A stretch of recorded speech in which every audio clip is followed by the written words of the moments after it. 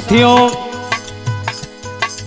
हम सुरेश कुमार पगला आपके बीच में आप हमार कई जोगी गीत सुनली, यो जोगी गीत आपके बीच में जात बा।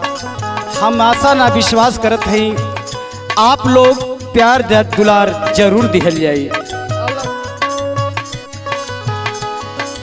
जय हो गुरु गोरखनाथ, जय हो गुरु मोक्षंदर दास। कोई है बचवा? अरे बाबा,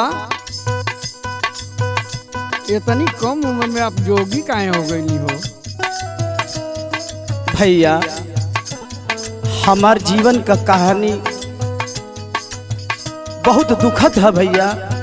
तनी बतावा बाबा। अगर हम अपन कहानी बताइला तो हमार करेजा फाट जाला भैया। अगर तू कहते हवा तो सुना भैया, हम अपन कहानी सुनावत बानी। बतावा बाबा, बतावा।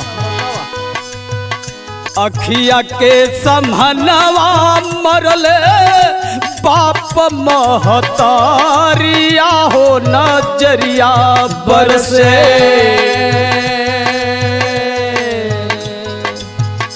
घेरल सगाम के बदारिया हो नजरिया बरसे। घेरला सगाम के बदारिया हो नजरिया बरसे। घेरला सगाम के बदारिया हो नजरिया बरसे। ले जा समसान हम ही चीता वासा जवली। ले जा समसान हम ही चीता वासा जवली। ले जा समसान हम ही चीता वासा जवली। अपने हाथवा से माई बाबू के जारवली। आय अपने हाथवा से माई बाबू के जारवली। अपने हाथवा से माई बाबू के जारवली। भैया, हमार कहानी पूछत हवा तो सुना भैया। करेजा हमार फाटत बा, हम सुनावत है भैया। अगिया में जारी गईली, अगिया में जारी गईली सुंदर शरीरिया हो नजरिया बरसे।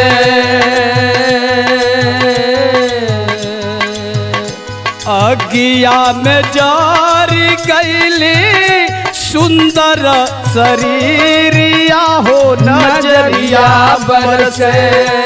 घेरल सगाम के बदारिया हो नजरिया बरसे। घेरला सगाम के बदारिया हो नजरिया बरसे। घेरला सगाम के बदारिया हो नजरिया बरसे।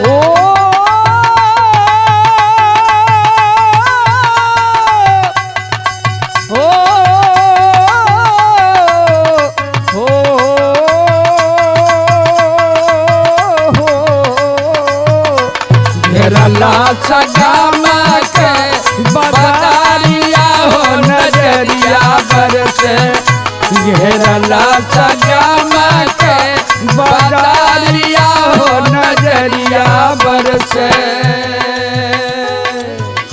माई बाबू कि हम अपने हाथे से जरा के बड़ी हमार सासत होके।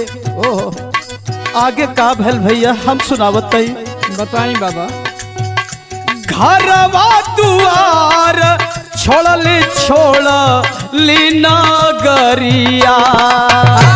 घरवा दुआर छोड़ली नगरिया। घरवा दुआर छोड़ली नगरिया। घूमता घुमाता गैली गोरखपुर सा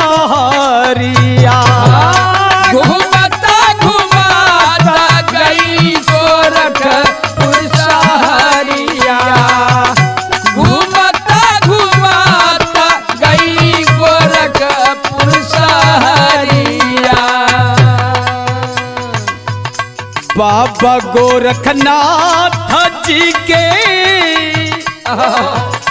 बाबा गोरखनाथ जी की पावन दुआरिया हो नजरिया बरसे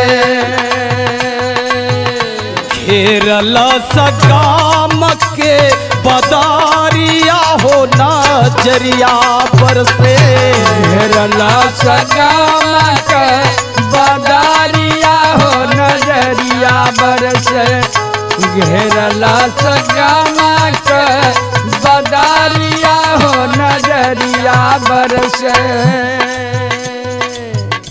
अखिया के समहनवा मरले बाबू महतारिया हो नजरिया बरसे